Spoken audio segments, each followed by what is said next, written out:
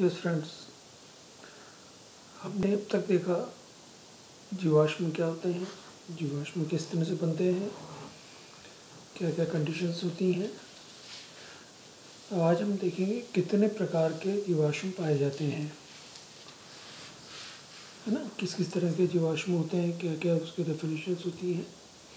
तो जीवाश्म हमने बताया था क्या होता है, जो भी remains of the past life. इनका मतलब होता है जो भी हमको पुरानी जो भी लाइफ रही है, चाहे वो प्लांट हो, चाहे एनिमल हो, चाहे माइक्रोफॉसिल हो, माइक्रो एनिमल हो, उनका जो रिमेन्स हमको मिल रहे हैं नेचुरली प्रिजर्व्ड। बार बार शब्द मैं इस्तेमाल करता हूँ, दे आर नेचुरली प्रिजर्व्ड, प्राकृतिक रूप से संरक्षित। ठीक है ना, ये बहुत इंपॉर्टेंट चीज़ है, प्राकृतिक रूप से संरक्षित। उनके जो भी रिमेन्स हैं या पूरा फॉसिल मिल रहा है या उनके कुछ पार्ट्स मिल रहे हैं, उनको हम जीवाश्म कहते हैं। अब किस किस प्रकार के होते हैं, जैसे पहला है मैक्रोफॉसिल। मैक्रो मीन्स बड़ा। दूसरा प्रकार होता है microfossil.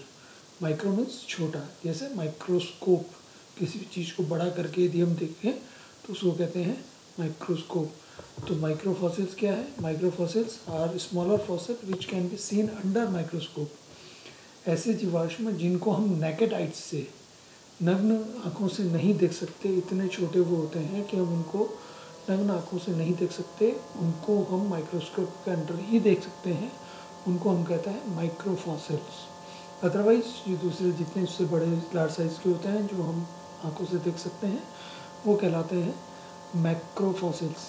The macrofossils are larger fossils which can be seen and identified with the aid of pocket lens. या तो पॉकेट लेंस से हम देख सकते हैं या भाई नेकेड आइज। यहाँ इंपॉर्टेंट चीज़ है, पॉकेट लेंस के द्वारा भी 10 गुना हम बड़ा कर सकते हैं, 10x या 5x होता है, एक्स का मतलब या गुना से मल्टीप्लाइड बाई एक्स, या मल्टीप्लाइड का जो निशान होता है 10 गुना या 5 गुना। ठीक है, तो ये कुछ, ये अभी मैं आपको जो फॉसिल के नाम है ये अभी नहीं बता रहा हूँ क्योंकि अभी जो आपकी शुरुआती क्लास है वो धीरे धीरे हम बताएंगे। Now the next one is जो इम्पॉर्टेंट, सबसे जो इम्पॉर्टेंट फॉसिल है वो होता है इंडेक्स फॉसिल। नाम ध्यान रखिएगा, बहुत इम्पॉर्टेंट फॉसिल होता है ये इंडेक्स फॉसिल या सूचक जीवाश्म। इसको हम बोलते हैं सूचक जीवाश्म, इंडेक्स फॉसिल या सूचक जीवाश्म, और they are also known as guide fossils. अब ये क्यों इम्पॉर्टेंट है, ये इसलिए इम्पॉर्टेंट है कि सबसे पहले तो हम ये देखेंगे ये होते क्या है। ये उन जीव जंतुओं के जीवाश्म है जिनकी जियोलॉजिकल एज, भूवैज्ञानिक आयु बहुत कम होती है, लेकिन जियोग्राफिकल डिस्ट्रीब्यूशन बहुत ज़्यादा तादाद में होता है, बहुत लंबा होता है, वो कहलाते हैं इंडेक्स फॉसिल्स। आप इसको यूँ समझिए, सपोज एक जानवर है, या हम एग्जांपल अपने गाय का लें कि जो गाय है वो पूरे राजस्थान में या पूरे बीकानेर में पाई जा रही है, ठीक है, लेकिन उसकी आयु जो है, जियोलॉजिकल एज, उस इंडिविजुअल एनिमल की नहीं बात कर रहे हैं हम, एक एनिमल की बात नहीं कर रहे, उस पूरी प्रजाति की बात कर रहे हैं। वो जो पूरी प्रजाति है, गाय की जो प्रजाति है, उसकी जियोलॉजिकल एज मतलब हम टाइम स्केल में हम बार बार देख रहे हैं 1000 साल, मिनिमम 1000, 10,000 साल उसकी एज होती है। उस पूरी प्रजाति की जियोलॉजिकल एज की बात कर रहे हैं। बहुत इंपॉर्टेंट चीज़ ध्यान रखिएगा, geological age and geographical distribution, दो चीज़ इंपॉर्टेंट। बहुत कम उसकी जियोलॉजिकल एज होगी, बहुत ज़्यादा जियोग्राफिकल डिस्ट्रीब्यूशन होगा। यदि ऐसे जीव जंतु या पादप या लाइफ का हमको कोई जीवाश्म मिलता है, वो कहलाता है इंडेक्स फॉसिल, सूचक जीवाश्म या guide fossil. The index fossil or the guide fossil are the remains of such organisms, both plant and animals, that lived over a fairly extensive area. Extensive area, बहुत बड़ी एरिया में geographical distribution बहुत ज़्यादा है, on the surface of the earth during the brief tenure of their life. उनकी geological life जो है बहुत कम रही है, उस पूरी प्रजाति की, उस इंडिविजुअल एनिमल की बात नहीं कर रहे हैं, उस पूरी प्रजाति की बात कर रहे हैं। These fossils are very useful in establishing the correct geological age of the bed in which they are occur. क्यों इम्पोर्टेंट है, इसकी महत्वता क्या है? महत्वता ये है कि जहाँ जिस चट्टान में हमको ये मिल रहे हैं, हम उस चट्टान की अप्रोप्रिएट उम्र ज्ञात कर सकते हैं कि ये इस आयु का चट्टान है या इस आयु में ये चट्टान का बनी है। उस चट्टान की ओरिजिन जो है इस एज में हुई, जियोलॉजिकल एज में। यहाँ भी उम्र जो हम बात कर रहे हैं वो जियोलॉजिकल एज में बात कर रहे हैं। बार बार मैं आपको ये बता रहा हूँ, टाइम स्केल में हमने बार बार शब्द इस्तेमाल किया था age, that age is referring geological age, ठीक है। The fossil that are typical to particular epoch और period of the history of the earth are very useful to the stratigrapher or the paleontologist. हमने आपको बताया what are the paleontologists, जो जीवाश्मों का अध्ययन करता है वो paleontologist हुआ। and who is stratigrapher? Stratigraphy हमने सब्जेक्ट देखा था इंट्रोडक्शन में, है ना। स्ट्रेटिग्राफर, स्ट्रेटा मीन्स लेयर, स्ट्रेटिग्राफी हम सेकेंड ईयर पढ़ेंगे, हमने बताया था ना इंट्रोडक्शन के अंदर। स्ट्रेटम से बना है, स्ट्रेटम का मतलब होता है लेयर, परत दर परत जो हमारी पृथ्वी बनी है उसके बारे में, तब जब से पृथ्वी बनी तब से लेके आज तक की परत दर परत जो बनी है उसके बारे में जो ज्ञान प्राप्त किया जाता है, और जो ज्ञान प्राप्त करता है वो कहलाता है स्ट्रेटोग्राफर, और जिस विषय में हम पढ़ते हैं वो होती है स्ट्रेटिग्राफी, ठीक है। तो ये जैसे इसका बहुत इम्पॉर्टेंट एग्जाम्पल है, एक प्लांट है ग्लासोप्टेरिस इंडिका। ये इसलिए इम्पॉर्टेंट है कि ये हमारे हिंदुस्तान में पाया जाता है, इसका जीवाश्म अमेरिका में पाया जाता है, इसका जीवाश्म ऑस्ट्रेलिया में पाया जाता है, इसका जीवाश्म साउथ अमेरिका में पाया जाता है, अफ्रीका में पाया जाता है। मतलब जब ये बना पर्मो कार्बोनिफेरस पीरियड में, पर्मियन और कार्बोनिफेरस जो टाइम स्केल जो हमने देखा है, टाइम स्केल हमने पढ़ा ना, उसमें पर्मियन और कार्बोनिफेरस और पर्मियन दोनों को मिला के हम कहते हैं पर्मो कार्बोनिफेरस पीरियड। उस समय चूँकि पूरी की पूरी पृथ्वी जो थी वो एक गेंदनुमा स्ट्रक्चर था, दो भागों में बटा हुआ था, upper northern portion hemisphere and southern hemisphere, है ना, उत्तरी गोलार्ध और दक्षिणी गोलार्ध। तो जो दक्षिणी गोलार्ध था उसको हम कहते थे गोंडवाना लैंड, है ना। ये पूरा जुड़ा हुआ था, इंडिया का पोर्शन, ऑस्ट्रेलिया का portion, Antarctica, south Africa, America, ये सारा पोर्शन जुड़ा हुआ था। तो किससे हमको पता लगा, ये जो ग्लासोप्टेरिस इंडिका जो फॉसिल है, इससे हमको पता लगा कि ये पूरी पृथ्वी की जो स्थल था, ये थल भाग जो था, कॉन्टिनेंट जो थे, ये सारे जुड़े हुए थे, बाद में अलग अलग हुए हैं, ठीक है। तो ये इंडेक्स फॉसिल हो गया। इसी तरह नेक्स्ट है जॉन फॉसिल। ये इंडेक्स फॉसिल से और भी ज़्यादा इम्पॉर्टेंट है। इंडेक्स फॉसिल तो एक पूरी हमने बताया पीरियड एंड इपॉक की बात कर रहे हैं हम, लेकिन इससे भी जब फर्दर हम स्टडी करते हैं, है ना, तो एक पर्टिकुलर जोन में हम चले जाते हैं। यदि ऐसा कोई फॉसिल है जो सिर्फ एक जोन में ही पाया जाता है, मतलब उसकी जियोलॉजिकल एज और भी कम हो गई है, और भी कम हो गए, सीमित एज में जियोलॉजिकल एज में पाया जा रहा है, तो वो कहलाता है जोन फॉसिल। ये बहुत इम्पॉर्टेंट होता है हमारे हिंदुस्तान में भी। जब आप सेकेंड ईयर पढ़ेंगे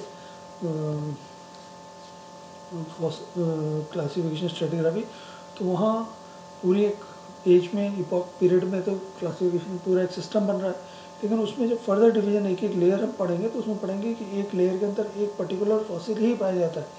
जैसे ही वो उम्र ख़त्म हुई या जो उसके क्लाइमेट चेंज हुआ या कुछ हुआ तो वो फॉसिल ख़त्म हो गया, उसके बाद दूसरा फॉसिल डेवलप हो गया।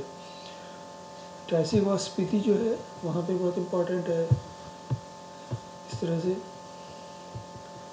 Then next one is your living fossil. ये बहुत महत्वपूर्ण, जीवित जीवाश्म। अब शब्द ही अपने आप में एक अलग है ना, कि सर आप तो एक तरफ तो कह रहे हो जीवाश्म मृत होते हैं, और आप एक तरफ दूसरी तरफ कह रहे हो लिविंग, जीवित जीवाश्म। तो जीवित जीवाश्म का मतलब वो है कि the living fossil are those fossils which range from ancient times upon the present day without showing any change in its primitive characters। मतलब जब पृथ्वी में वो डेवलप हुआ, वो प्रजाति एक सिंगल, वापस मैं बताऊं, वो सिंगल एनिमल की हम बात नहीं कर रहे हैं, हम उस सिंगल एनिमल की बात नहीं कर रहे हैं, उस पूरी प्रजाति की बात कर रहे हैं कि वो प्रजाति जब डेवलप हुई तब से लेके आज की तारीख में भी लिविंग कंडीशंस में वो पाई जाती है। इसका एग्जांपल है लिंगुला। ये ब्रैकियोपॉड्स हैं, ये जब डेवलप हुए थे यूरोसिक में तब भी पाए जाते थे, उसी तरह के पाए जाते थे, और आज की तारीख में भी ये उसी तरह के ही पाए जाते हैं। तो इनको कहते हैं लिविंग फॉसिल। लेकिन बहुत सी प्रजातियाँ ऐसी हैं जिनमें चेंज हो गया है, जैसे मानव के अंदर ही है, जैसे घोड़े के अंदर है, जैसे हाथी के अंदर है। जैसे कहा जाता है कि घोड़ा जब पैदा हुआ तो उस कुत्ते के माफिक था, छोटा सा कुत्ते के माफिक था, और आज की तारीख में इतना बड़ा हो गया। इसी तरह जब मानव था तो बंदर ऐप का हम मानते हैं, 4 टांगों पे चलता था, आज 2 टांग पे सीधा खड़ा हुआ है, बहुत सारी स्कल चेंज हो गई इस तरह की। लेकिन इस तरह की प्रजातियों में उनमें बहुत ज़्यादा चेंजेस नहीं हुए मॉर्फोलॉजिकल करेक्टर्स में, और इसीलिए हम उनको लिविंग फॉसिल्स कहते हैं।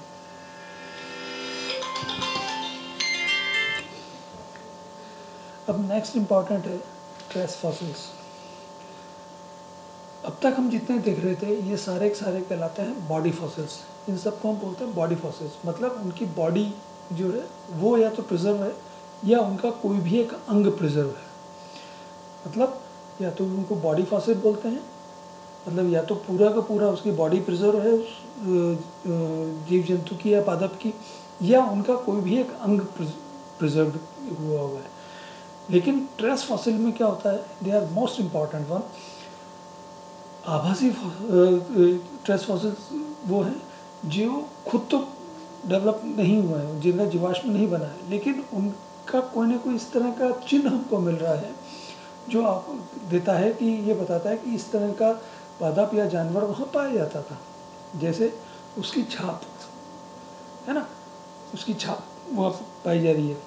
जैसे लीफ पत्तियाँ होती हैं वहाँ बनी और उसकी छाप डेवलप हो गई, ठीक है, फिर वो पत्ती गल गई, लेकिन उसकी छाप वहीं की वहीं प्रिजर्व हो गई, तो आज हमको फॉसिल मिल रही, तो वो खाली छाप है।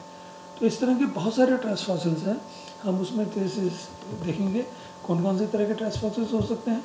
जैसे फुटप्रिंट्स, जैसे कोई जानवर चल रहा है, उसकी ज़मीन पे चलता है और उसके ऊपर फिर मिट्टी है जमा हो गई, तो वो उसके पाँव के जो निशान थे वो प्रिजर्व हो गए, तो फुटप्रिंट्स है ना। ऐसे रेंगने के निशान, कोई जानवर ऐसा था जो रेंगता था, उसे रेंगने के निशान, तो ये ट्रैक एंड ट्रैक कहलाते हैं, ट्रैक एंड ट्रेल्स। ट्रैक का मतलब पच्चीनों के निशान और ट्रेल का मतलब उसे रेंगने के निशान।